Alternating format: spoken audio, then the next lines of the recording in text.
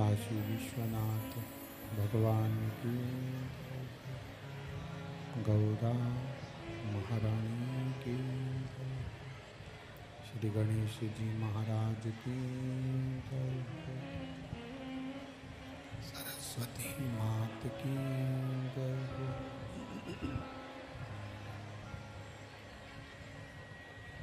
खेड़ापति सरकार की जय, कुबेरेश्वर महादेव की जय, महाकालेश्वर भगवान की जय, ओमकारेश्वर भगवान की जय, राजराजेश्वर भगवान की जय, गजानन महाराज की जय, श्री स्वामी समर्थ भगवान की जय,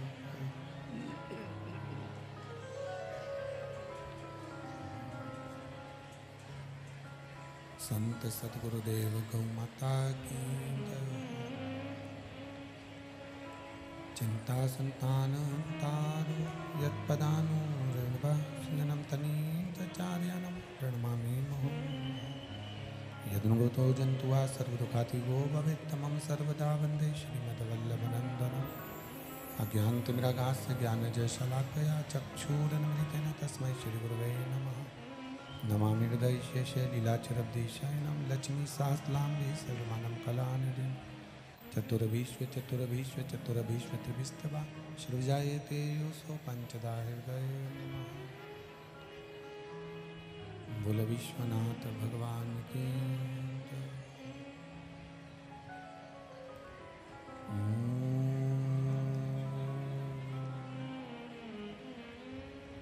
नमः शिवाय,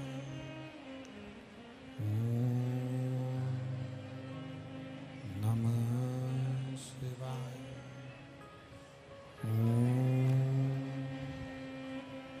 नमः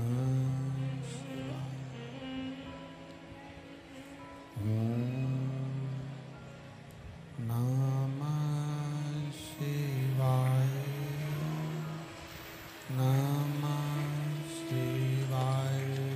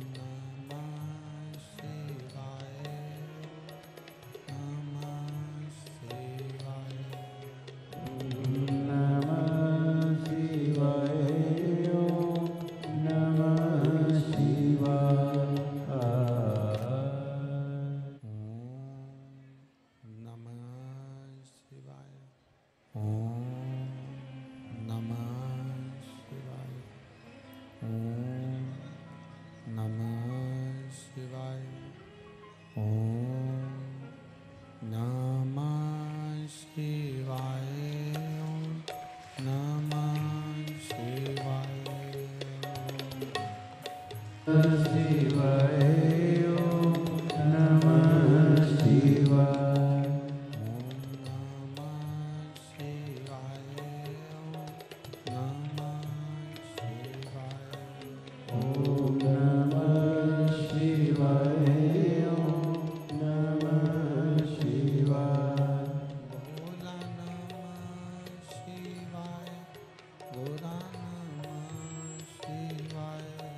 भोला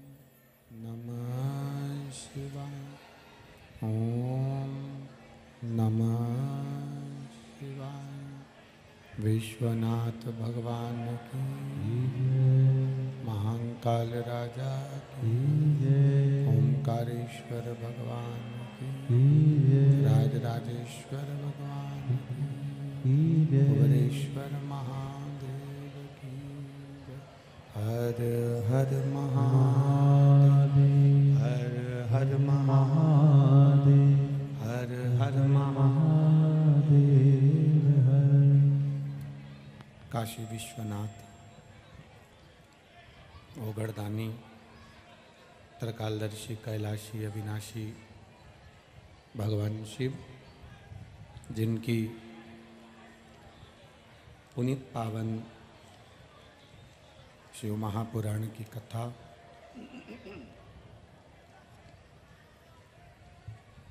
संपूर्ण विश्व के कल्याण हेतु बाबा देवाधिदेव महादेव की कृपा से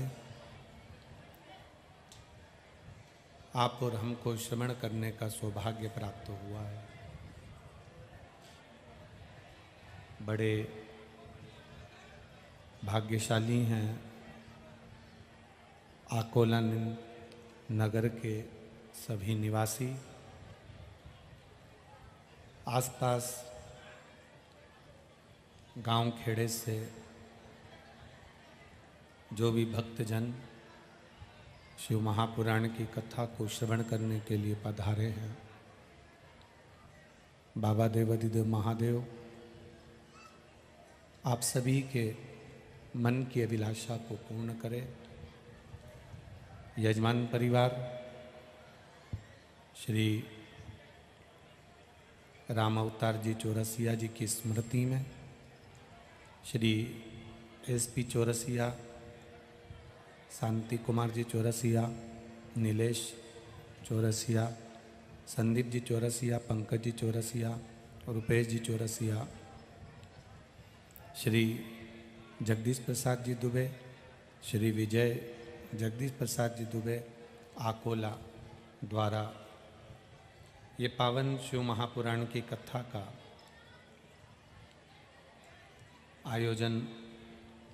आयोजित किया गया। दोनों यजमान परिवार के लिए एक बार जोरदार ताली बजाकर बहुत बहुत साधुवाद। भगवान की अविरल भक्ति और मुक्ति का साधन है शिव महापुराण की कथा।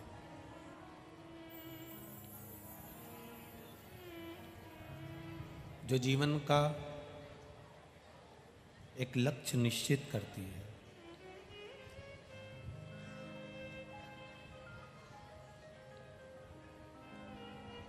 भक्ति और मुक्ति ये दोनों एक अलग अलग पथ है।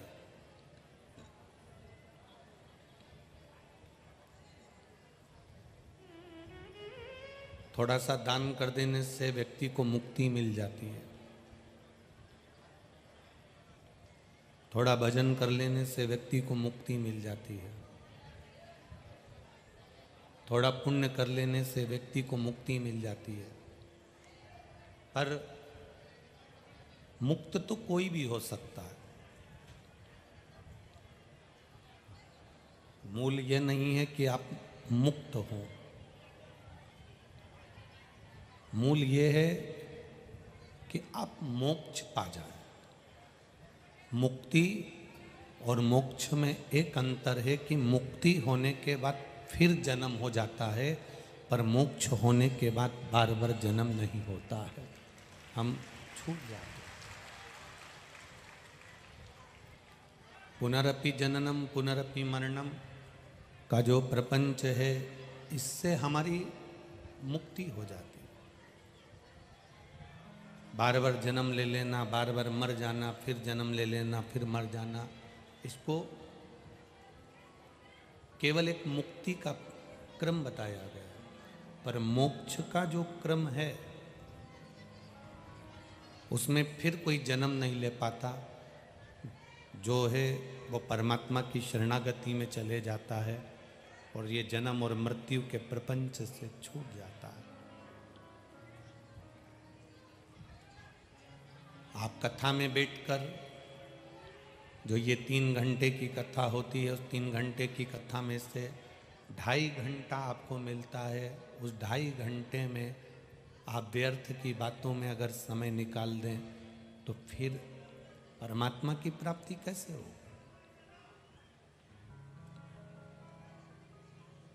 एक बात अपने जीवन में उतारिएगा कि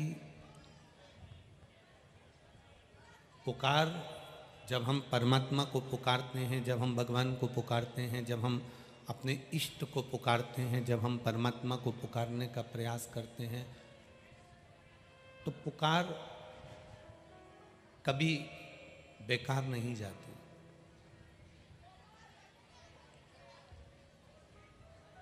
पुकार कभी बेकार नहीं जाएगी। आपने अगर परमात्मा को पुकारा है, आपने अगर भगवान को पुकारा है, तो आपकी पुकार कभी बेकार नहीं हो।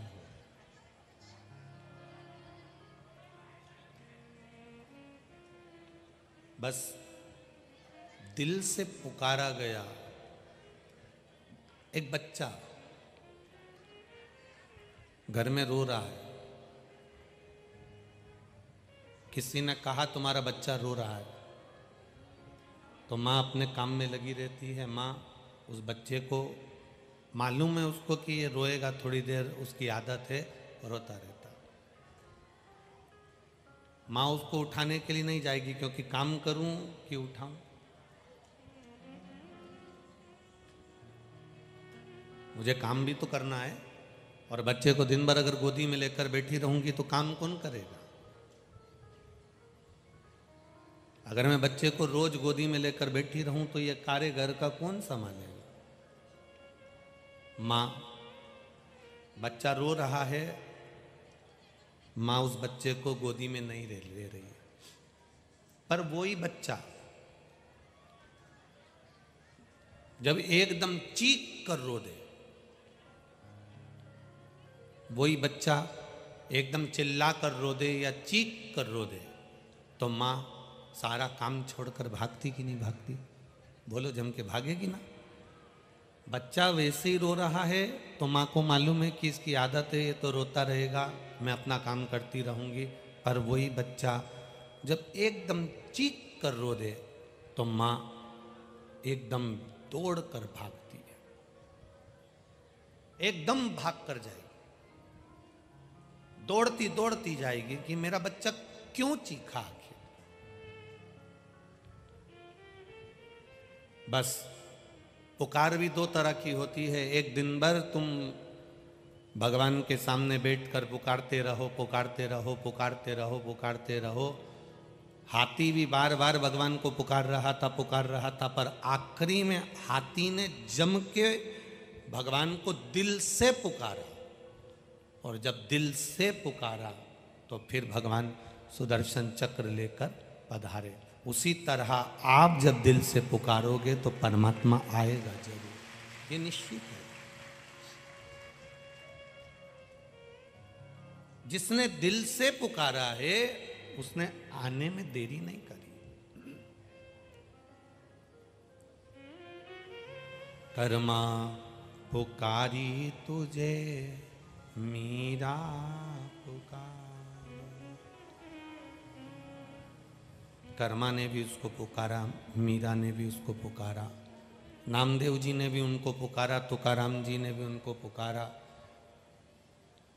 जब कोई दिल से पुकारना तो वो परमात्मा भी कह देता है।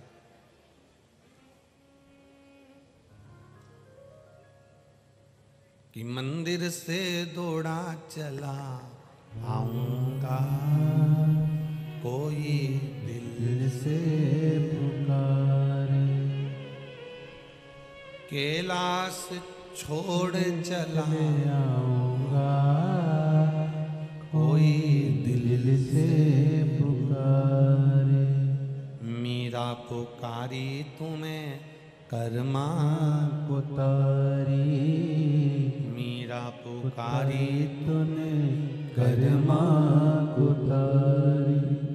अमृत का प्याला लिए लाऊंगा, कोई दिल से पुकार।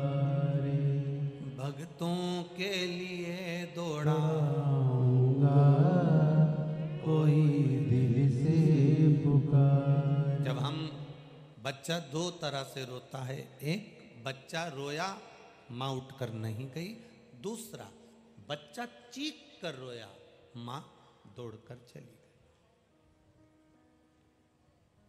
आप भगवान को पुकारो, मना नहीं, पर पुकारने में भी तुम्हारे दिल का भाव होना चाहिए।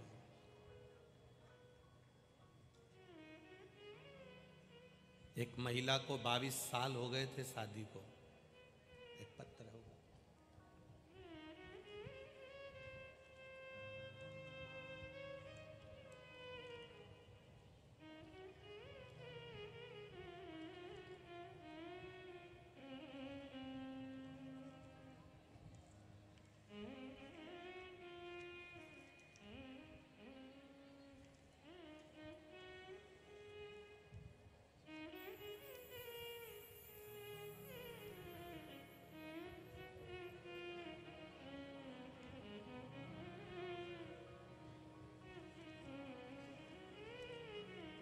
शिव कृपा किसको कहते हैं? भगवान शंकर की करुणा किसको कहते हैं? मेरा नाम वर्षा गजानन खेड़कर, मैं बाड़े गांव, तहसील बालापुर, जिला आकोला की रहने वाली हूँ। कहीं बैठी हो तो हाथ हिलाइएगा, अगर कहीं बैठी हो तो हाथ हिला सकती है। मेरा नाम वर्षा गजानन खेड़कर, मैं बाड़े गांव, तहसील बालापुर, जिला आकोला की रहने वाली हूँ। कहीं बैठी हो तो दोनों हाथ ऐसे हिला देना। गुरुदेव 22 वर्ष शादी को हो गए थे। जिस समय तक लोग अपनी आस भी छोड़ देते हैं, जो कि मैंने भी छोड़ दी थी। संतान का सुख नहीं था 22 साल शादी के होने के बाद। सारे अस्पताल जितने भी हैं, कोई हॉस्पिटल नहीं छोड़ा, टेस्ट बेबी भी करवाया, सब कुछ किया, पर संतान का सुख नहीं पाया। जब आखिरी में एक बार टीवी पर कथा सुनी, जब 22 साल निकल गए, कथा सुनना प्रारंभ करा। और कथा सुनना जब प्रारंभ करा, तब पशुपति व्रत के बारे में जाना, और मेरी माँ ने उस पशुपति व्रत की पूरा विधान मुझे बताया। मैंने व्रत किया और बाबा की कृपा से आज मेरी गोद भर गई, और मेरी गोद में 2 साल का बच्चा है, 2 महीने का बच्चा है। पत्र में लिखा उन्होंने कि ये पढ़ें पत्र, आप भी पढ़ा करो पत्र। बाबा की कृपा से 2 महीने की संतान मेरी गोद में है। 22 वर्ष तक संतान का सुख नहीं हुआ, इसमें लिखा है, ये देखिए आप पत्र में पढ़िए। 22 साल संतान प्राप्ति नहीं हुई, शादी के 22 साल हो गए, संतान का सुख नहीं। हमारा केवल इतना सा कहना है आप सभी से, जितने लोग आस्था चैनल पर कथा सुन रहे हो, जितने फेसबुक यूट्यूब पर कथा सुन रहे हो, जितने मोबाइल पर कथा सुन रहे हो, आपसे केवल, और जितने इस पंडाल में बैठकर कथा सुन रहे हो, आपसे एक निवेदन है, जो पहले भी कहा आज फिर कहते हैं। भीड़ बढ़ाने के लिए कभी शिव महापुराण की कथा में मत जाना, बढ़ाना तो भगवान से प्रेम बढ़ाने के लिए शिव पुराण की कथा में। ज़्यादा भीड़ में आप लोग आते हैं तो हमको ही थोड़ा सा लगने लगता है, इतनी भीड़ है, इतनी भीड़ है, व्यवस्थाएं करना पड़ती हैं, प्रशासन को भी लगना पड़ता है, यजमान परिवार को भी लगना पड़ता है, गांव नगर शहर खेड़े को भी लगना पड़ता है। अगर आपके मन में विश्वास है कि मैं शिव पुराण की कथा में जाकर पंडाल में बैठूंगी, 7 दिन कथा दिल से सुनूंगी, और मेरा महादेव मेरी दिल से सुनेगा, तो तुम कथा में जाओ, वरना मत जाओ। क्यों समय बर्बाद करना? नहीं तो अपना मन ही नहीं लगे, दिल ही ना लगे, विश्वास ही ना हो, भगवान पर भरोसा ना हो, भगवान पर दृढ़ता ना हो, तो फिर कथा में जाने से लाभ क्या है? क्यों जाएं?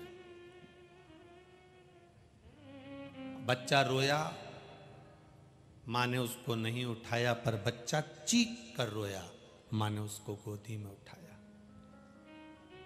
आप रोज मंदिर जाते हो, रोज भगवान को जल चढ़ाते हो, रोज भगवान शिव को बेलपत्र समर्पित करते हो।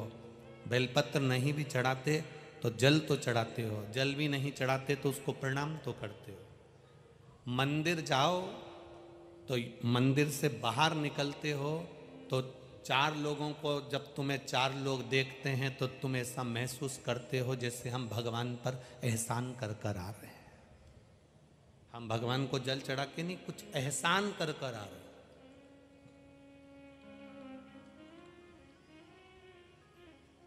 भगवान को जब जल चढ़ाकर वापिस घर की ओर चलो तो ये मत सोचना कि तुमने भगवान पर एहसान करा है जल चढ़ाकर, या किसी के ऊपर एहसान करा है, या सियोर वाले महाराज के ऊपर एहसान करा है जल चढ़ाकर।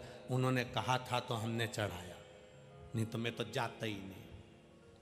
एहसान आप भगवान पर भी नहीं कर रहे हैं और सियोर वाले महाराज पर भी नहीं कर रहे हैं और किसी पर नहीं कर रहे हैं। जब जल चढ़ाकर भगवान को आप जल चढ़ाकर जब निकलो तब भगवान से कहकर निकलना। राम जी रोज घूमने नहीं निकलते, भगवान कृष्ण रोज घूमने नहीं निकलते।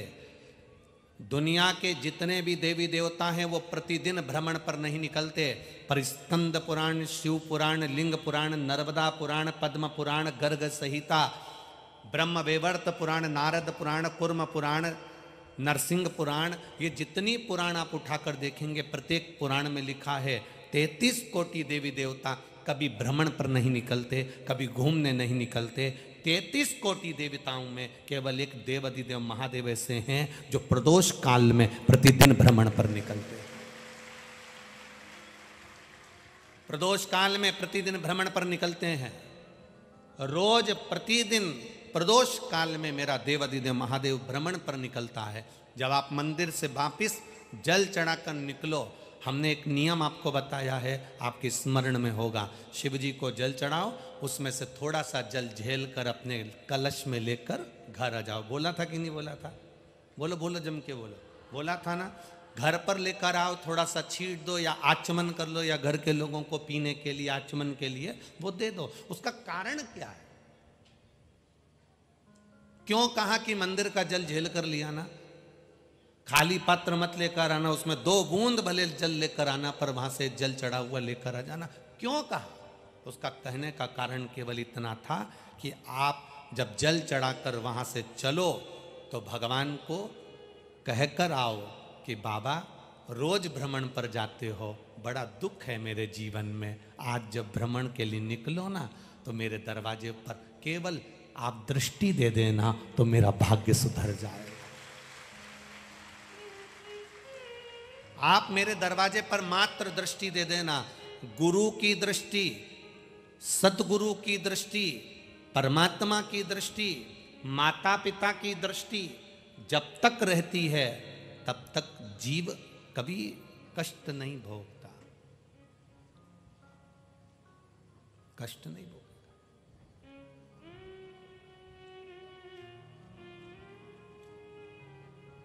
महाराज,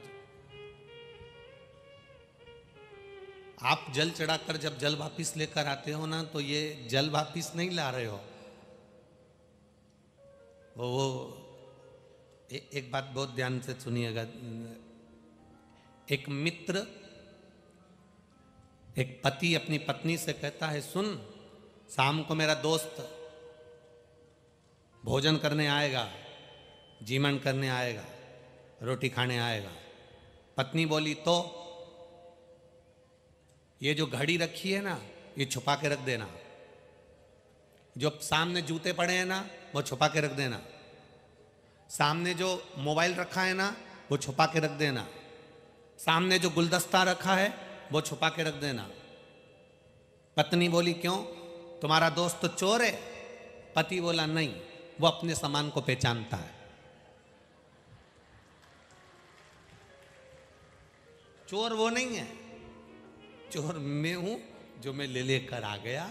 वो अपने सामान को पहचानता है। जब हम भगवान को जल चढ़ाकर वो जल अपने घर पर लेकर आते हैं और अपने दरवाजे पर वो जल छींटते हैं, तो मेरा भोलेनाथ भी वो जल को पहचानता है कि यहाँ में वास है, यहाँ मेरा निवास है। ये दरवाजे पर रोज जल छींटती है। आपके यहाँ का ये नियम है कि नहीं मालूम नहीं, पर हमारे गुजरात में, मध्य प्रदेश में, राजस्थान में ऐसा नियम है कि रोज सवेरे माताएं जल्दी उठती हैं, 1 लोटा पानी अंदर से लाती हैं, अपने दरवाजे पर पानी छींट के रंगोली डाल देती हैं। यहाँ ऐसा है कि नहीं वो पता नहीं, है ना ऐसा कि रोज प्रतिदिन घर की माँ अंदर से जाएगी, गांव गांव, खेड़े खेड़े, छोटे छोटे से गांवों में घर से अंदर से पानी लाएगी, बाहर डाल देगी। छत्तीसगढ़ में भी ऐसा है, छत्तीसगढ़ में भी पानी लाएगी, बाहर डालेगी और थोड़ी सी रंगोली सफेद लेके आई और यूं डाल डुला के और वो जाए।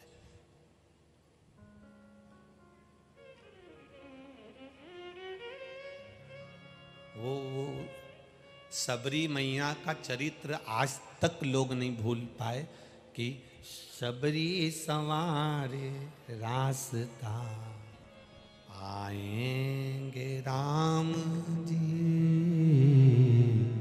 मेरा भी धन्य जीवन बनाएंगे राम जी।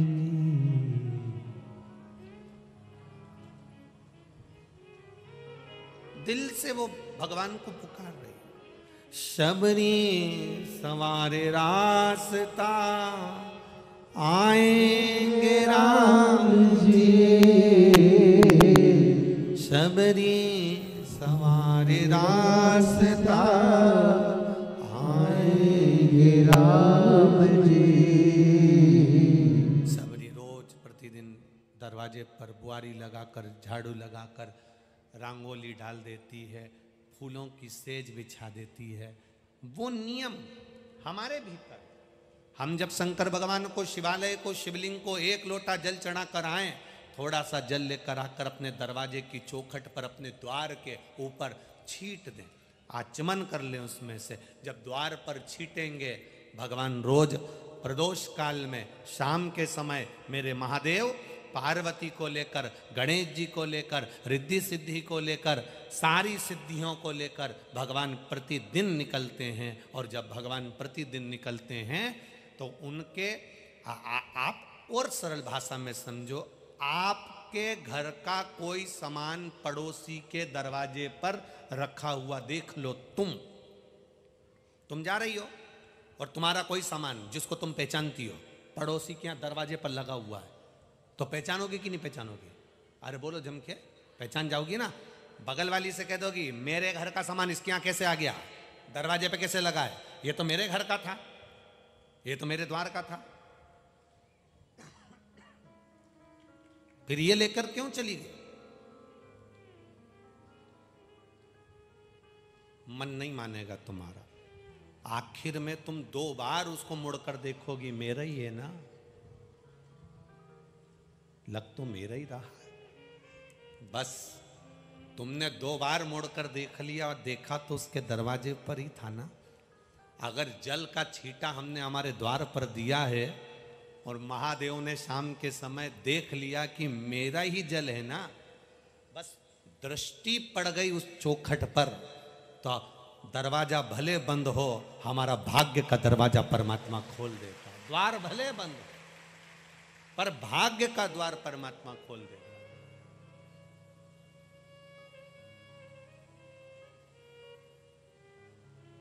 आप जाओ, दिल से पुकारना।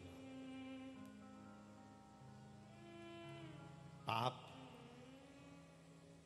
पति करे और पत्नी धोए पाप को, ये नहीं हो सकता।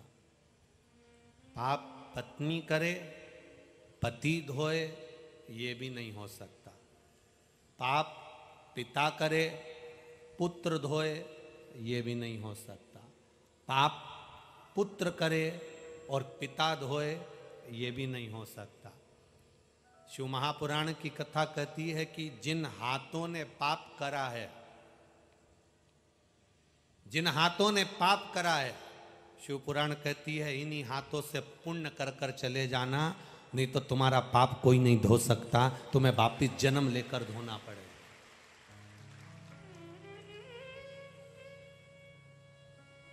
अगर ये हाथ पाप करे हैं तो इन हाथों से पुण्य करते चलना।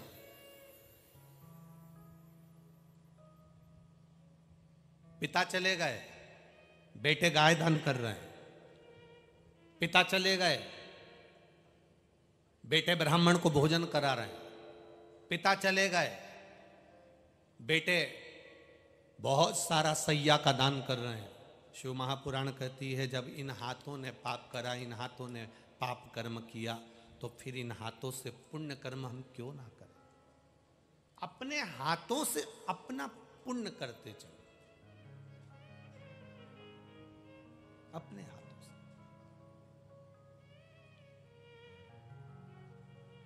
जब हम अपने हाथों से अपना पुण्य करते हुए चलते हैं तो जिंदगी की सार्थकता अपने आप प्राप्त हो जाती है। अपने आप थोड़ा थोड़ा पुण्य करने का मौका जीवन में हर एक व्यक्ति को मिलता है। शिव कथा के माध्यम से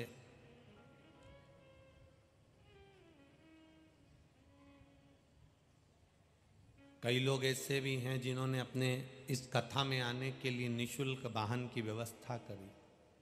एक कोई हरीश भाई अलीम चंदानी जी हैं, आकोला के, 4 बसें इन्होंने केवल भक्तों को लाने और ले जाने के लिए लगा के रखी।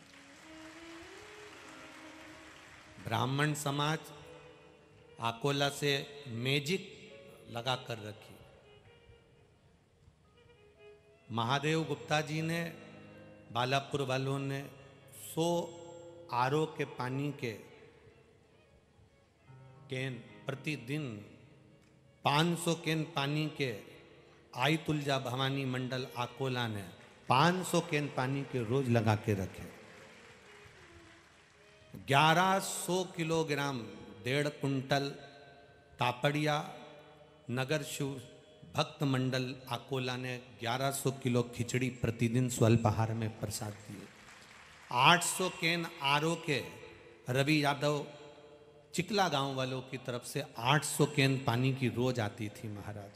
30,000 लोगों का भोजन रात को 10 बजे तक श्री राजराजेश्वर प्रेरणा मंडल आकोला द्वारा चलता रहा। 30,000 लोगों का। सूर्य चंद्र हॉस्पिटल 1500 लोगों का इलाज इन हॉस्पिटल के लोगों ने प्रतिदिन किया है बाबा की कृपा से। 200 बिस्तर, 2000 बिस्लेरी की बोतल प्रतिदिन ओम प्रकाश जी बजाज आकोला वालों की तरफ से प्रतिदिन वितरण करी गई है। 200 किलो खिचड़ी, 2 कुंटल खिचड़ी प्रतिदिन लक्ष्मीकांत अग्रवाल आकोला की तरफ से प्रतिदिन वितरण करी गई। श्री गणेश चैरिटेबल ट्रस्ट, श्री समर्थ सेवाधारी मंडल आकोला द्वारा सुबह 8 बजे से रात को 8 बजे तक नाश्ता और भोजन की व्यवस्था निःशुल्क करी गई। और भी ना जाने कितने कितने भक्त 24 घंटे सेवा में लगे रहे। कोई महिला मंडल, कोई पुरुष, कोई नारी, जिसके पास में कुछ नहीं है वो अपने सिर पर डब्बा में चावल भरकर, कोई अपने सिर पर, वो तुम्हारे यहाँ चलता है ना, क्या बोलते हैं, भेलपुरी, भेल बना बना कर लिया, सेव परमल मिलाकर, और सबकी गोदी में थोड़ा थोड़ा जो बना। एक घुट पानी भी अगर 1 चम्मच अगर किसी को पिलाया है तो तुमने अपने हाथों से पुण्य कर दिया। अगर ये शरीर, हमारा हाथ, हमारा शरीर, कहीं ना कहीं मोबाइल पर हम झूठ बोल लेते हैं, कहीं ना कहीं हम अपशब्द कह लेते हैं, कहीं ना कहीं कुछ ना कुछ गलत कह लेते हैं, कुछ ना कुछ इन शरीर से आड़ा टेढ़ा होता रहता है। थोड़ा सा अगर शरीर से पाप हो रहा है तो इन शरीर से थोड़ा सा पुण्य करते हुए चलो। थोड़ा थोड़ा पुण्य। बाद में तुम सोचोगे बेटा करेगा, पत्नी करेगी, बच्चे करेंगे, कोई नहीं करेगा। वो करेंगे तो उनको मिलेगा, तुम करोगे तो तुमको मिलेगा। अपने हाथों से करते।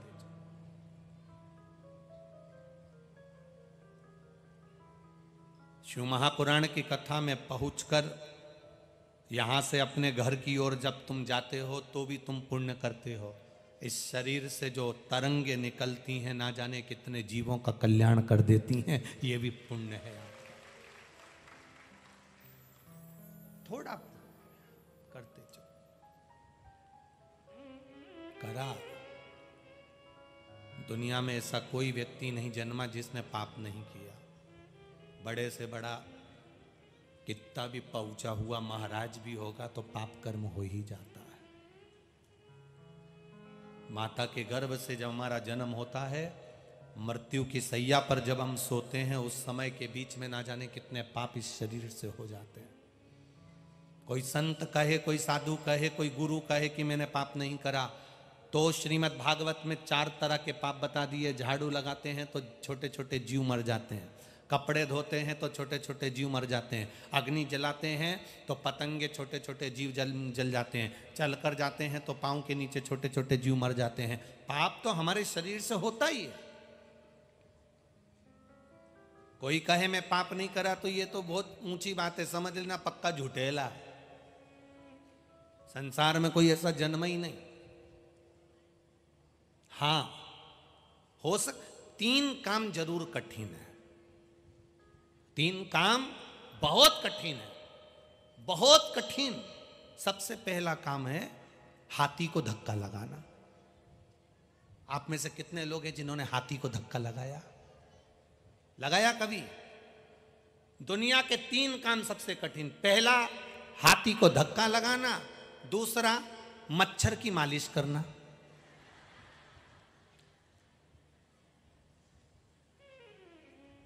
तीन काम सबसे कठिन। पहला हाथी को जम के बोलो धक्का लगाना, दूसरा मच्छर की मालिश करना, और तीसरा काम सबसे कठिन है शादी के बाद मुस्कुराना।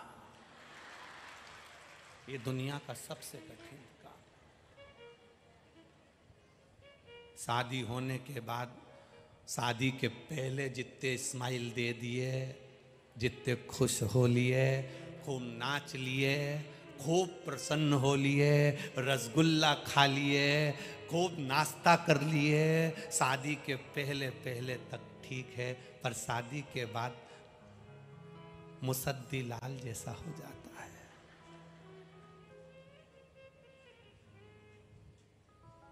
किसी के यहाँ शादी में भी जाएगा और पत्नी साथ में गई है ना, पत्नी अगर साथ में गई है तो खाना खा के पत्नी को लेकर तुरंत घर आ जाएगा, और अकेला अगर शादी में गया है तो इतनी जल्दी आके बता दे तो गारंटी है। अकेला गया है तो फिर तो एंजॉय, प्रसन्न चित्त में। और अगर जगदम्बा साथ गई है फिर तो ये इतनी जल्दी बस तुरंत भोजन करा, चलो चलें। पत्नी कहती है रुको तो शरीर चलते थोड़ी देर में। इसको डर लगा रहता है कि मैंने अगर किसी को देख लिया और इसने मुझे देख लिया, हो गया कल्याण। इसलिए बेचारा केवल प्लेट देखता है, खाया प्लेट। लोग बाग आके मिले भी, क्यों रे भेरू कैसा है? हाँ ठीक हूँ। अच्छा, उसको लग भी रहा है, उसने कह भी दिया शादी के बाद बहुत बदला बदला दिख रहा है। अब उससे पूछो तो सरी, रोज गरजती और बरसती है प्रतिदिन। बादल तो सावन और भादों में बरसते हैं, ये तो प्रतिदिन ऐसी ऐसी गरजे। खूब लड़ी मर्दानी वो तो खूब लड़े भयंकर। तो 3 काम सबसे कठिन है। पहला बोलो जम के जरा, हाथी को धक्का लगाना, दूसरा मच्छर की मालिश करना, और तीसरा शादी के बाद मुस्कुराना। इसलिए शिव महापुराण की कथा तुम्हारे गांव में हुई है कि तुम यहाँ बैठ के मुस्कुरा लो, कोई मना नहीं करेगा, कोई को शंका भी नहीं होएगी और कोई कुछ कहेगा भी नहीं। ये मुस्कुराने के लिए, रोने के लिए पूरी जिंदगी पड़ी है। माता कौशल्या के गर्भ से भगवान राम जी का प्रागट्य हुआ, माता कौशल्या की गोद में राम जी का प्रागट्य हुआ। रुलाने के लिए पूरी जिंदगी पड़ी है। माता कौशल्या जी ने राम जी से कहा था, माता पुनि बोली सोमति डोली तजहु तात यह रूपा, की जय शिशु लीला अति प्रिय शीला यह सुख परम अनुपा, सुनी वचन सुजाना और रोदन ठाना। माता कौशल्या जी कह रही है राम जी से, रोइए। राम जी कह रहे हैं हम भगवान हम कभी नहीं रोते, हम दुनिया को रुलाते हैं। कौशल्या जी कह रही हैं पृथ्वी पर जन्म लिया है तो रोना तो पड़ेगा। राम जी महाराज कह रहे हैं मां मैं भगवान, मैं राम, मैं नारायण, मैं रोता नहीं हूं, दुनिया को रुलाता हूं। मां कौशल्या कह रही है पृथ्वी पर आए हो तो रोना पड़ेगा। ये हमारा शास्त्र कह रहा है, पृथ्वी पर जन्म लिया है तो रोना पड़ेगा। कौशल्या जी ने राम जी को रुलाया था, उस दिन से नियम है आज तक। बच्चा जब हॉस्पिटल में जन्म लेता है, बच्चा जब गर्भ से जन्म लेता है तो डॉक्टर सिस्टर उस बच्चे को चिमटा खोड़कर धप मार के रुलाते हैं। क्यों? क्योंकि आज से रोएगा तो मरे तक रोना पड़ेगा। मुस्कुराने के लिए तो केवल शिव पुराण के 7 दिन मिलते हैं, इसमें जितना मुस्कुरा सकते हो वो जिंदगी का आनंद ले लो। रोना बचपन से रोगे तो मरोगे तब तक रोना पड़ेगा, कभी किसी चीज के लिए, कभी किसी चीज के लिए, कभी किसी चीज के लिए। और राम जी महाराज का पूरा चरित्र देख लीजिए। माता कौशल्या जी ने रुलाया उस दिन से लेकर अंत तक, जब जल में समाधि ले रहे हैं तब तक के बीच में कभी माता जानकी जी चली गई, कभी लक्ष्मण जी चले गए, कभी कुछ हो गया, कभी शक्ति लग गई, कभी बन जाना पड़ा। पूरा जीवन संघर्ष में निकला, पूरा जीवन।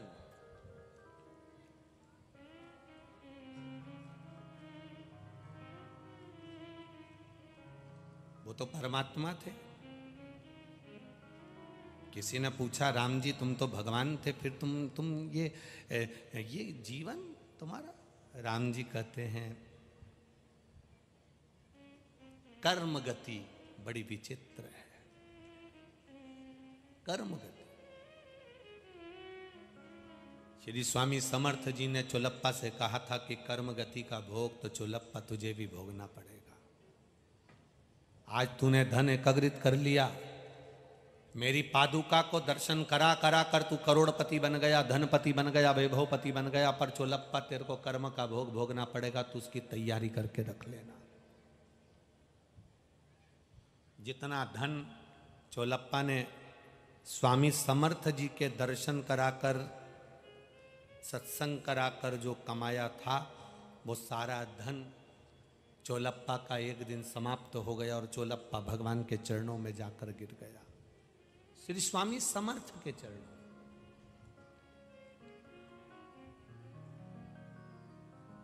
अहंकार में 3 गए, धन, वैभव और वंश। ना मानो तो देख लो रावण, कौरव और कंस, ये तीनों अहंकार में चले गए। धन भी गया, वैभव भी गया और वंश भी गया। रावण भी गया, कौरव भी गया और कंस भी गया। आप अपनी भक्ति के बल को बढ़ाओ, आप अपने विश्वास को बढ़ाओ। मंदिर जाना, शिव जी को जल चढ़ाना, शंकर भगवान को जल चढ़ाने का कारण क्या है? घर के बच्चों को भी आदत डालिए, बहुओं की भी आदत डालिए, सास की भी आदत डालिए, ससुर की भी आदत डालिए। घर में रहने वाले प्रत्येक पति को भी कह दो तुम दुकान 5 मिनट बाद खोलना, जाओ थोड़ा सा जल चढ़ा के आ जाओ। अरे तू भी वो सियोर वाले महाराज के चक्कर में पड़ गई, मुझे जल चढ़ाने का बोल रही है। क्या दिक्कत है जल चढ़ाने से? तकलीफ क्या है? क्या तकलीफ क्या है जल चढ़ाने से? जाओ, चले जाओ, जाओ। लोग कहते हैं सुदामा जी की जो पत्नी थी वो बड़ी तेज थी। सुदामा जी की पत्नी इतनी जिद्दी थी कि अपने पति के पीछे पड़ गई थी कि जाओ द्वारकाधीश के दरवाजे पर जाओ, जाओ द्वारकाधीश के दरवाजे पर जाओ। लोग कहते हैं सुदामा जी की पत्नी बड़ी क्रोधी थी, बड़ी जिद्दी थी। तो सुदामा जी की पत्नी जिद्दी थी तो उसने गलत क्या कहा? सुदामा जी की पत्नी जैसी दुनिया में किसी की पत्नी नहीं होगी।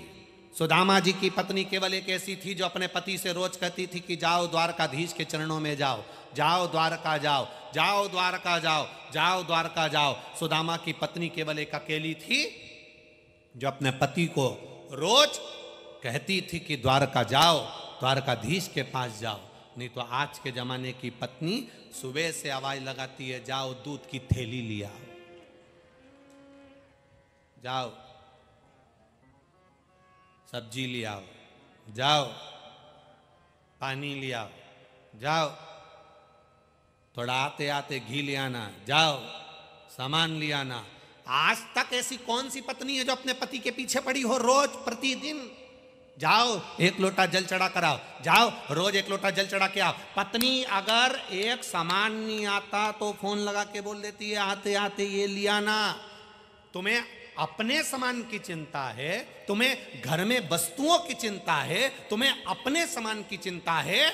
हर पत्नी को अपने पति की भी चिंता होना चाहिए, क्योंकि दुकान पर बैठकर कमाने के लिए ऐसा संसार का कोई व्यक्ति नहीं मृत्यु लोक में आएगा तो उसको कमाने के लिए, घर चलाने के लिए झूठ भी बोलना पड़ेगा, घर चलाने के लिए कपट भी करना पड़ेगा, घर चलाने के लिए बेईमानी भी करना पड़ेगी, घर चलाने के लिए उसे प्रपंच भी करना पड़ेगा। दुनिया का ऐसा कोई पुरुष नहीं जो झूठ नहीं बोलता हो, प्रपंच नहीं करता हो। कमाने के लिए, अपने घर में कमाने के लिए, अपने बच्चों का पेट भरने के लिए, अपनी पत्नी का पेट भरने के लिए, अपने परिवार को चलाने के लिए दुकान पर बैठकर, नौकरी में, सर्विस में, हर जगह पर उसको एक ना एक झूठ बोलना ही पड़ता है। उसको झूठ बोलना पड़ेगा। और जब झूठ बोलता है, कमा कर लेकर आता है, उसकी कमाई का भोग पत्नी भी करती है, बच्चे भी करते हैं, पर उसने किस तरह से कमाया है, कैसे कमाया है, किस तरह से कमा कर लाया है, उसके कर्म का भोग उस पति को भोगना पड़ेगा। इसलिए धर्म पत्नी का फर्ज है अपने पति के हाथ में एक लोटा जल पकड़ाए और उसको मंदिर तक भेजे, जिससे उसको भोगना ना पड़े, वो यहीं का पाप यहीं धुल कर जाए, यहीं का पाप यहीं धोकर जाइए। यहीं पर कोई संसार में नहीं जन्मा ऐसा कोई पुरुष नहीं होगा जो कमाने के लिए एक ऑटो वाला ऑटो चलाए, बस वाला बस चलाए, फैक्ट्री वाला फैक्ट्री चलाए, दुकान वाला दुकान चलाए, नौकरी वाला नौकरी करे। कोई ये बन गया, कोई वो बन गया, कोई इंजीनियर बन गया, कोई डॉक्टर बन गया, कोई कलेक्टर बन गया, कोई मिनिस्टर बन गया, कोई कुछ बन गया, मंत्री संतरी कलंतरी सब बन गए। ऐसा कोई नहीं जन्मा जिसने झूठ ना बोला हो अपने परिवार को चलाने के लिए। तो धर्म पत्नी का फर्ज है। तुम्हारे नाम के आगे लिखा है धर्म पत्नी, कभी किसी पति के नाम के आगे नहीं लिखा होता कि धर्म पति। तुम्हारे नाम के आगे लिखा है धर्म पत्नी। पत्नी और धर्म पत्नी में जमीन आसमान का अंतर होता है। पत्नी वो होती है जो पति को पतन के रास्ते पर ले जाती है, पत्नी वो होती है जो पति को मायके ले जाती है, पत्नी वो होती है जो पति को मॉल में घुमाने ले जाती है, पत्नी वो होती है जो पति को घुमाने फिराने ले जाती है, और धर्म पत्नी वो होती है जो पति को शिव महापुराण तक लेकर आती है। धर्म पत्नी वो होती है जो पति को शिव मंदिर तक पहुंचा देती है। धर्म पत्नी वो होती है जो पति को धर्म के पथ तक पहुंचा देती है। और तुम्हारा एक फर्ज है, तुम धर्म पत्नी हो। वो मना करेगा मैं मंदिर नहीं जाऊंगा, शर्म आती है मैं नहीं जाऊंगा, पास का मंदिर, अपने घर के पास का चले जाओ, एक लोटा जल चढ़ाया। मंदिर नहीं जाओ तो बेलपत्री के पेड़ के नीचे एक लोटा जल चढ़ा दो। वहां ना जाओ तो पीपल के पेड़ के नीचे पिपलेश्वर महादेव के नाम से एक लोटा जल चढ़ा दो। बड़ का वृक्ष हो तो बटकेश्वर महादेव के नाम से जल चढ़ा दो।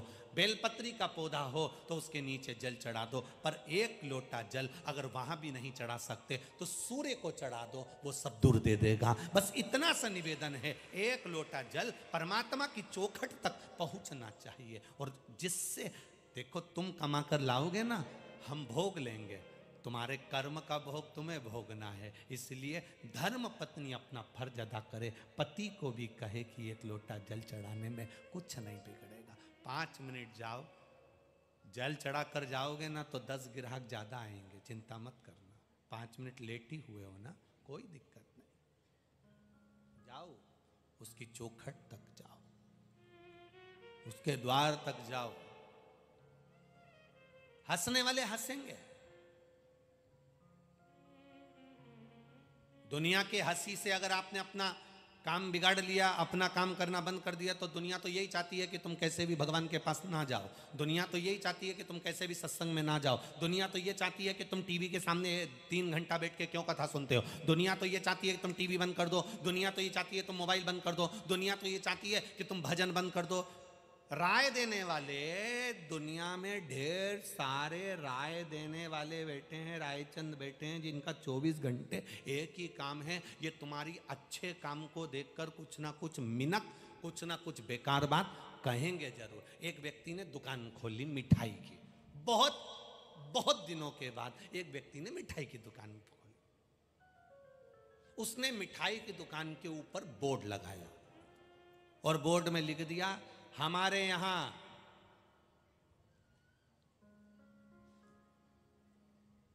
ताजी मिठाइयां मिलती हैं। अब उसने गलत लिखा गया। अरे जम के तो बोलो, नहीं लिखा।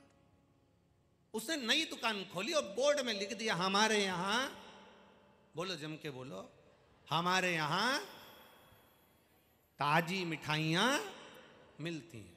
अब उसने बोर्ड लगा दिया। अब देखो रायचंदों को, जो तुम्हें अच्छा नहीं देख सकते। एक आ गया दांत खुरत्ता खुरत्ता मिठाई लेना।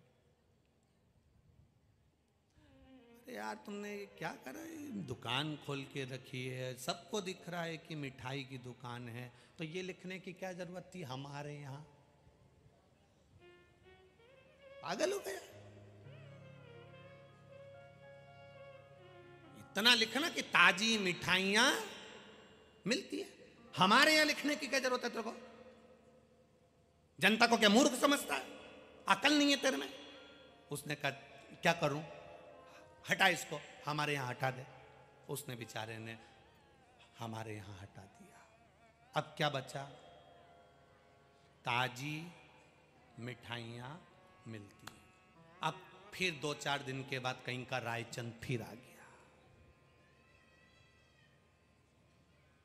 क्यों, तुम्हारे यहां बासी मिठाई भी मिलती है क्या? उसने कहा क्यों, तुमने लिखा है ताजी मिठाइयां मिलती है, मतलब तुम दोनों तरह की मिठाई रखते हो, ताजी और बासी।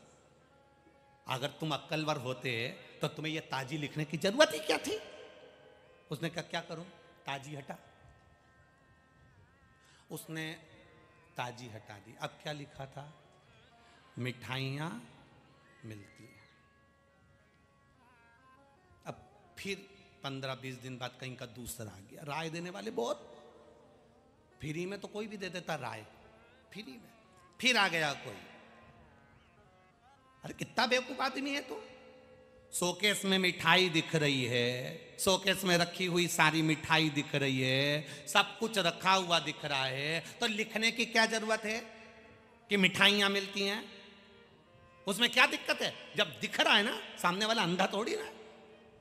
हटा इसको। उसने बेचारे ने मिठाइयां बिगाड़ दिया। अब क्या लिखा है, मिलती है। फिर 15-20 दिन बाद कहीं का आ गया, बोर्ड पड़ा का, क्यों, उधार मिलती है कि नकदी मिलती है? उधार मिलती है कि नकदी मिलती है? अब राय देने वालों को देखिए, रायचंदों को, उधार मिलती है कि नकदी मिलती है? क्यों, हमारे यहां तो नकदी मिलती है। तो तूने ये क्यों लिखा मिलती हैं? पागल हो गया है क्या? लिख दिया मिलती हैं, तो लिखना चाहिए उधार मिलती कि नकदी मिलती। हटा उसको। अब उसने मिलती हटा दिया। अब केवल एक ही शब्द बचा, क्या है।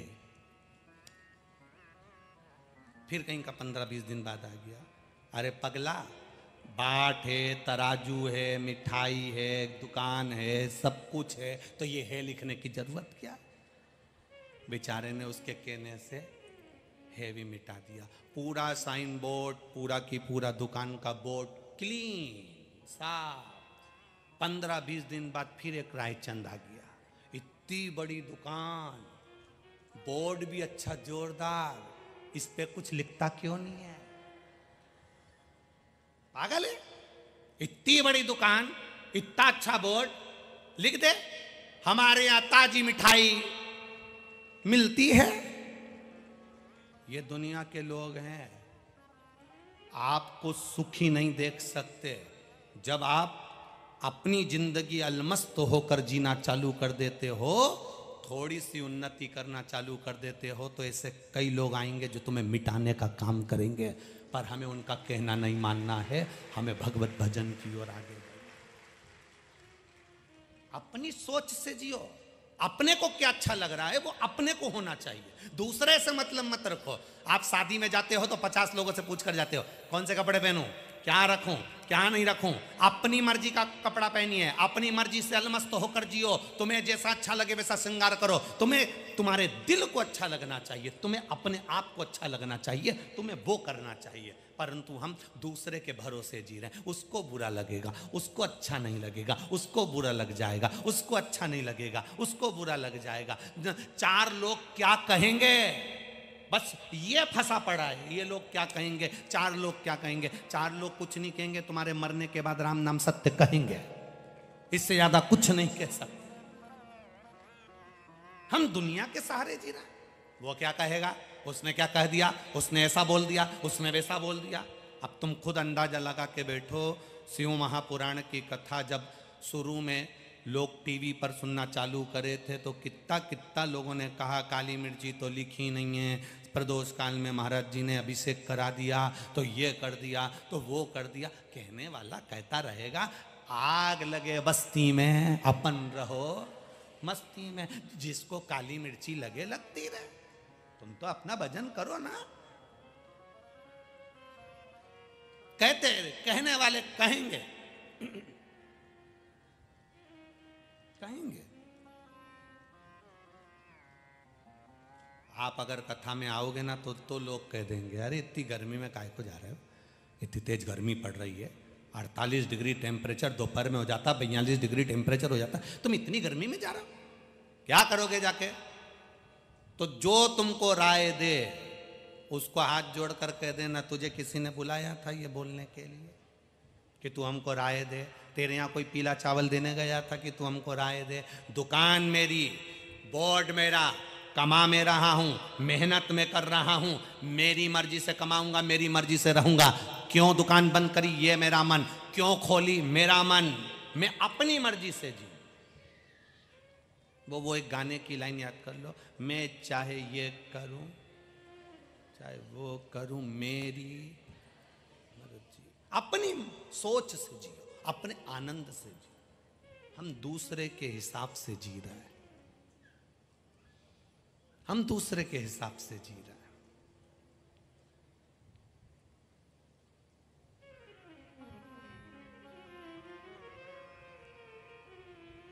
एक स्टेटस भी अगर अपने मोबाइल में एक स्टेटस भी लगाते हैं तो ये सोच के लगाते हैं उसको अच्छा लगेगा कि उसको बुरा लगेगा।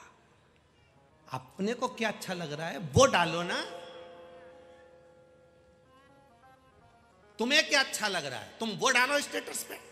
हम स्टेटस भी डाल रहे हैं तो ये सोच के डाल रहे हैं कि उसको बुरा लगना चाहिए, उसको अच्छा लगेगा कि नहीं लगेगा। हम ऐसा डाल देंगे उसको बुरा लग जाएगा, हम ऐसा डाल देंगे उसको अच्छा लग जाएगा। हम दूसरे को अच्छा और बुरा करने में लगे, अपने को क्या अच्छा लग रहा है। अपना मोबाइल बैलेंस अपन डलवा रहे हैं तो अपनी मर्जी का स्टेटस लगाओ, जो तुम्हें अच्छा लगे वो डालाओ लगाओ। कई लोग सोचते हैं ये वाले वो व्हाट्सएप पे बहुत सारे ग्रुप बने रहते हैं, तो तुम्हारे व्हाट्सएप पे भी बहुत सारे ग्रुप बने होंगे। ग्रुप में भी तुम मैसेज डालते हो ना तो ये सोच कर डालते होगे मैं डालूंगा मैसेज और ग्रुप वालों को बुरा लग जाएगा तो लग जान दो, ग्रुप से डिलीट कर देगा, इससे ज्यादा क्या होगा। पर अपने दिल की बात अपने ग्रुप में डाल दो, जो होगा देखा जाएगा। वो भी तो भेजते, अपन सुनते, अपनी मर्जी डालो, जो तुम्हें अच्छा लगे वो करो। किसी के कहने से नहीं, किसी की सोच से नहीं, दुनिया के लोग तुम्हें जीने नहीं देंगे। पार्वती मैया शंकर जी दोनों नंदी पर बैठकर जा रहे थे, देखने वाले ने देखते से ही कह दिया बताओ बेचारा नंदी और दो दो बैठ के जा रहे हैं। शंकर भगवान ने कहा पार्वती एक काम करते हैं कि मैं अकेला नंदी पर बैठकर चलता हूँ। पार्वती जी नीचे उतर गई, किसी के कहने से शिव जी ने पार्वती को नीचे उतार दिया। फिर कहीं का मिल गया, बताओ कैसा है, बेचारी कोमल स्त्री पैदल चल रही है और इसको देखो तो नंदी पे बैठ के चल रहा है। शंकर भगवान ने कहा पार्वती अब मैं नंदी पर नहीं बैठूंगा, तू बैठ जा। दुनिया के कहने में चलो तो पार्वती जी को नंदी पर बिठा दिया। थोड़ी दूर आगे चले, फिर कहीं का मिल गया, देखो तो जोरू के गुलाम को, देखो जरा, पत्नी को नंदी पर बिठा दिया, खुद पैदल चल रहा है। अब तो पार्वती जी भी नीचे उतर गई, नंदी खाली जा रहा था, फिर कहीं का मिल गया। कैसे पगले हैं, इतना अच्छा नंदी है तो बैठ के क्यों नहीं जाते हैं। ये दुनिया है, जीने नहीं देगी आप। शिव जी ने पार्वती जी से कह दिया, अपनी जिंदगी को खुश होकर जीना, अपने आनंद को खुश होकर जीना, किसी के कहने पर मत जीना। अच्छा लगे तुम्हें, अच्छा लगे कि मुझे शिव पुराण में जाना है, मेरी मर्जी से जा रही हूं, मैं किसी के कहने पर नहीं। मेरा मन कर रहा है शिव पुराण में जाना है, मेरा मन कर रहा है भगवत भजन करना, मेरा मन कर रहा है शिव मंदिर जाना है। अपने पति से वो कहो, सुनो शंकर के मंदिर जाया करो, एक लोटा जल चढ़ाया करो। बच्चों से कहो शिव मंदिर जाया करो, एक लोटा जल चढ़ाया करो, एक लोटा जल। सारी समस्या का हल एक लोटा जल। बोल बम का नारा है, बाबा के सहारे एक लोटा जल चढ़ाया करो। कुछ मिले ना मिले, उसकी भक्ति तो मिलेगी ना हमको, बहुत है भक्ति।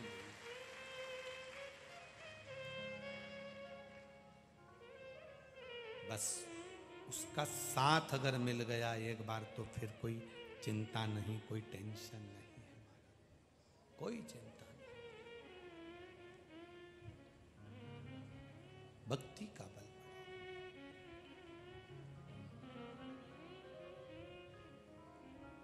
शिव के सिवा कहीं, आप लोगों को आता है?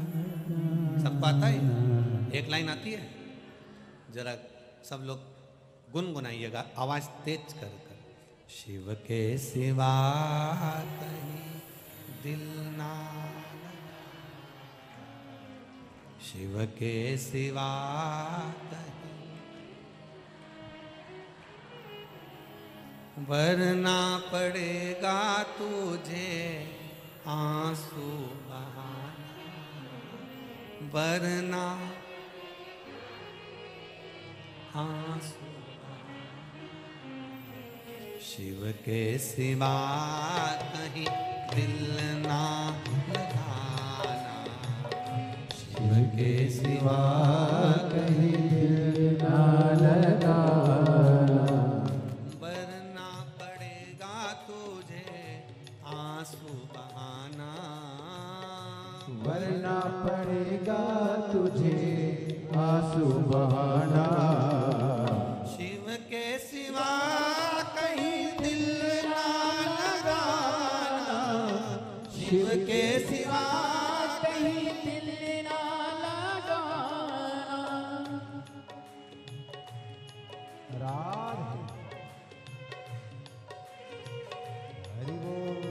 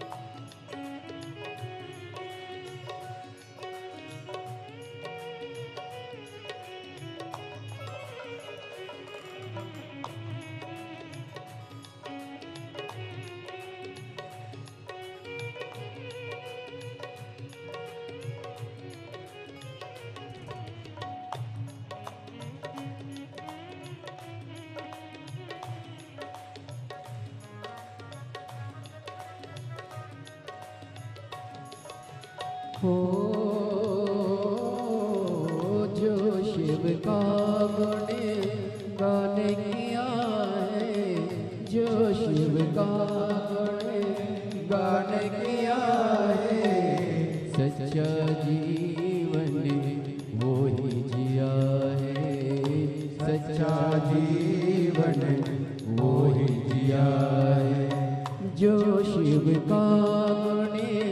गाने किया है जो शिव का गुणे गाने किया है। सच्चा जीवन वो ही जिया है, सच्चा जीवन वो ही जिया है। सुमिरन के बल से तुझे, सुमिरन के बल से तुझे मुक्ति है पाना। शिव के सिवा कहीं दिल ना लगाना, शिव के सिवा कहीं दिल ना लगाना।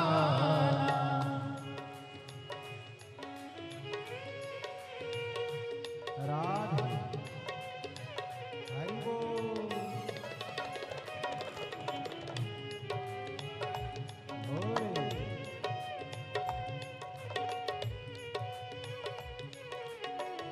जय हो।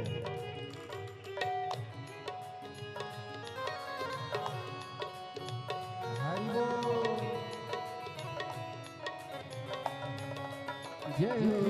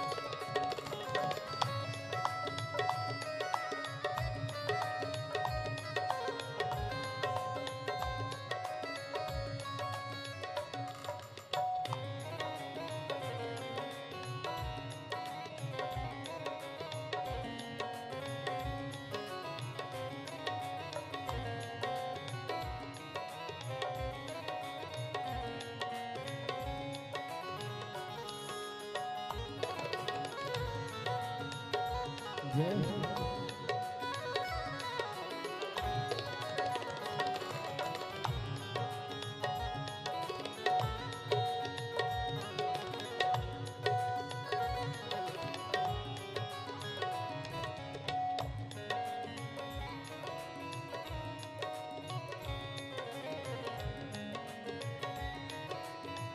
राधे ओ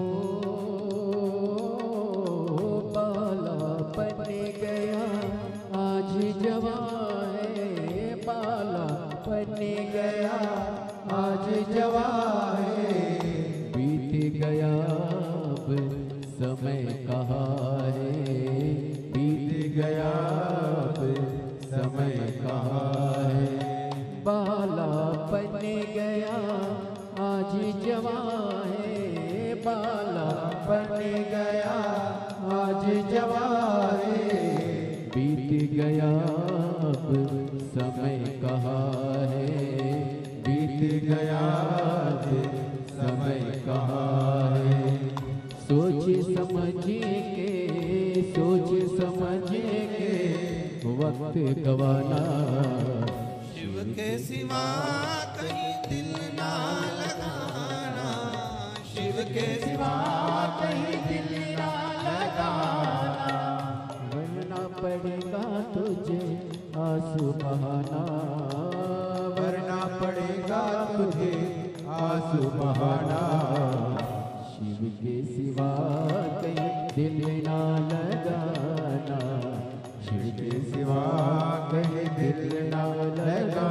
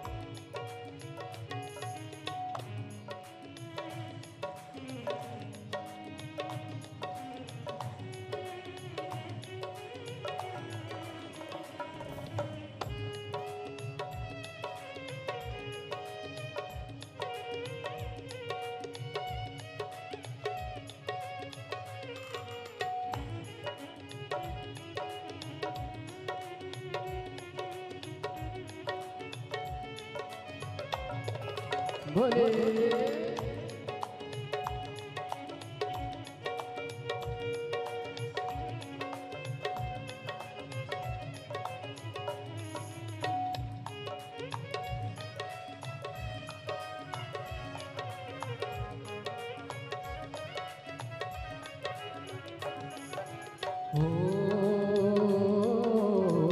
आया जहाँ से वही फिर है जाना, आया वहाँ से वही फिर है जाना, वहाँ साथ जाए ना पैसा खजाना, वहाँ साथ जाए ना पैसा खजाना। आया जहाँ से वही फिर है जाना, आया जहाँ से वही फिर है जाना, वहाँ साथ जाए ना पैसा खजाना, वहाँ साथ जाए ना पैसा खजाना। पूछेगा तो क्या, पूछेगा तो क्या करोगे बहाना, शिव के सिवा कहीं दिल ना लगाना, शिव के सिवा कहीं दिल ना लगाना, वरना पड़ेगा तुझे, वरना पड़ेगा तुझे आंसू बहाना, शिव के सिवा कहीं दिल ना लगाना, शिव के सिवा कहीं दिल ना लगाना, वरना पड़ेगा तुझे आंसू बहाना, वरना पड़ेगा तुझे आंसू बहाना। शिव के सिवा कहीं दिल ना लगाना, शिव के सिवा कहीं दिल ना लगाना, शिव के सिवा कहीं दिल ना लगाना, शिव के सिवा कहीं दिल ना लगाना। भाव से बड़े आनंद के साथ दोनों हाथों से राधे शंभो हरि बोल।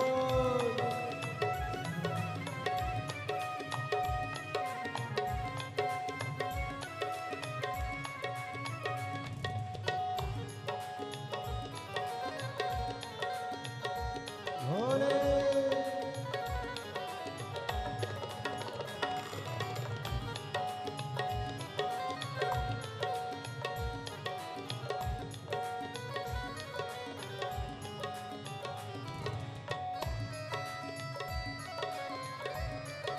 राधे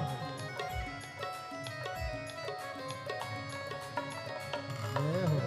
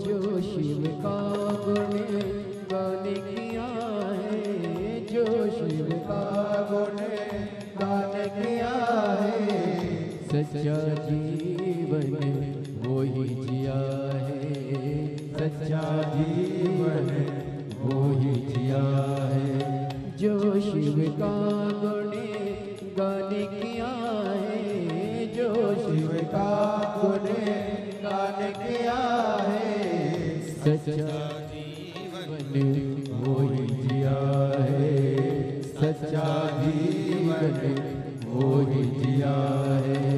सुमिरन के बल से तुझे, सुमिरन के बल से मुझे मुक्ति है पाना, शिव के सिवा कहीं दिल ना लगाना, शिव के सिवा कहीं दिल ना लगाना। वरना पड़ेगा तुझे आंसू बहाना, वरना पड़ेगा तुझे आंसू बहाना। शिव के सिवा कहीं दिल ना लगाना, शिव के सिवा कहीं दिल ना लगाना, शिव के सिवा कहीं दिल ना लगाना, शिव के सिवा कहीं दिल ना लगाना, शिव के सिवा कहीं दिल ना लगाना, शिव के सिवा कहीं दिल ना लगाना, शिव के सिवा कहीं दिल ना लगाना, शिव के सिवा कहीं दिल ना लगाना, दिल ना लगाना। दिल ना लगाना, शिव के सिवा कहीं दिल ना लगाना। हार हार अपने स्थान पर बैठकर भगवान देवाधिदेव महादेव से भाव के साथ में प्रार्थना करें, दिल से आनंद के साथ भगवान शिव से अपने दिल की बात बाबा देवाधिदेव महादेव से करें। जहां जगह मिल जाए वहां बैठ जाइए और भाव से बाबा देवाधिदेव महादेव से प्रार्थना करें, अपने हृदय की बात बाबा से करें। कथा के बीच में जो ये श्री शिवाय नमस्तुभ्यम बोलने का मौका मिलता है, ये केवल मौका नहीं है, अपने मन की बात बाबा से कहना है कि बाबा आपकी कृपा से, आपकी उदारता से, आपके चरणों में बैठकर शिव महापुराण की कथा को हम सुन रहे हैं। आप कृपा करेंगे पुनः फिर मैं वापिस ऐसे ही पंडाल में बैठकर शिव महापुराण की कथा को श्रवण करूं। भाव से कहिए,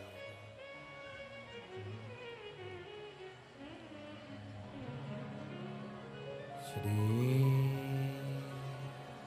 शिवाय नमस्तुभ्यं, श्री शिवाय नमस्तुभ्यं, श्री शिवाय नमस्तुभ्यं, श्री शिवाय नमस्तुभ्यं, श्री शिवाय नमस्तुभ्यं। भोला सब दुख काटो मारा, ओ भोला सब दुख काटो मारा।